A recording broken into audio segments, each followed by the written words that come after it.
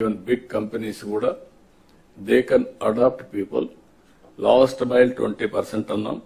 దానికి కూడా ఒక ఎక్సర్సైజ్ చేశాం.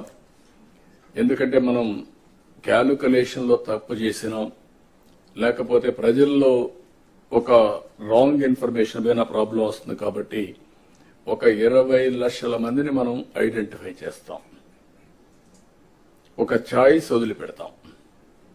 మిగిలిన వాళ్ళని కొంతమందిని వాళ్ళు ఎవరన్నా ఎక్స్క్లూడ్ అయింటే they want include will include. ఒక 10 లక్షల వరకు ప్రొవిజన్ పెట్టుకుందాం. ఎవరన్నా అడాప్ట్ చేసుకున్న వాళ్ళు వచ్చి మేము వీళ్ళు కూడా చేసుకుంటామంటే will give that option. Total గా మనం ఏం పెట్టామంటే మార్గదర్శి అనే పేరు పెట్టి ఎవరైతే డోనర్స్ వస్తారో దాతలు వస్తారో వాళ్ళకి మార్గదర్శి అనే పేరు పెట్టాం. ఏవైతే కుటుంబాలు ఉన్నాయో దీనికి బంగారు కుటుంబం అనే పేరు పెట్టాం. మనం government is a facilitator, collectors are facilitators. Zero poverty phase 1, ఆ తర్వాత better living standards, then best living standards. ఏదైతే 54 లక్షల రూపాయలు తలసరి ఆదాయం 2047 ఉంటే అప్పుడు కూడా ఆర్థిక అసమానతలు పెరిగిపోయి పేదవాడు నిరుపేదగా ఉండడం కరెక్ట్ కాదు. ఇది కంటిన్యూగా ఎఫర్ట్ చేయాల్సిన అవసరం ఉంది. వీళ్ళు ఒకసారి పైకి వచ్చిన తర్వాత నెక్స్ట్ ఫ్యామిలీస్ ఫోకస్ చేస్తాం.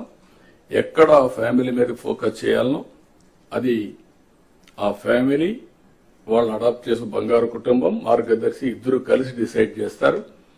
వాళ్ళు పైకి వచ్చిన తర్వాత ఓసారి బాగా ఎడ్యుకేషన్ మీరు అంతా ఉన్నారు. ఆఫ్టర్ ఆల్ మనం కూడా మామూలు ఫ్యామిలీస్ ను పుట్టాం.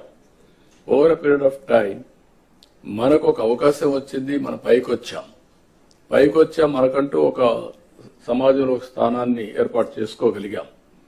అంటే అలాంటి వాళ్ళు ఓన్లీ 1% ఉంటారు.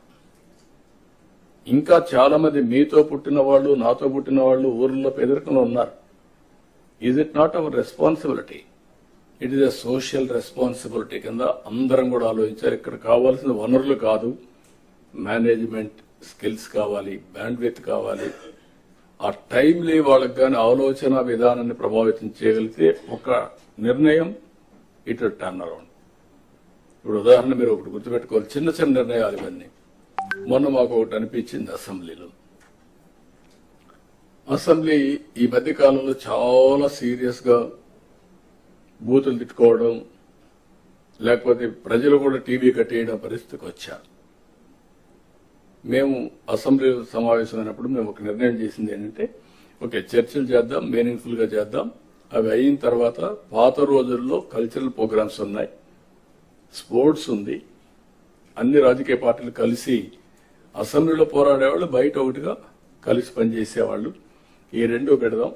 ఒకప్పుడు ఫైనాన్స్ డిపార్ట్మెంట్ డిన్నర్ కూడా ఇచ్చేవాళ్ళు, అది కూడా మళ్ళా పెట్టమని చెప్పి పెట్టాం. ఒక చిన్న డెసిషన్. స్పీకర్ గారు చాలా స్పోర్ట్ గా తీసుకొని ఆయన సజెస్ట్ చేశాడు, పెట్టాడు. పెడితే మీరు చూశారు మా ఎమ్మెల్యేస్ లో talents, wonderful talents, best entertainment, best message. అంటే వాట్ ఇట్ ఇండికేట్స్ ఒక స్మాల్ ఐడియా. గేమ్స్కి వెళ్ళారు.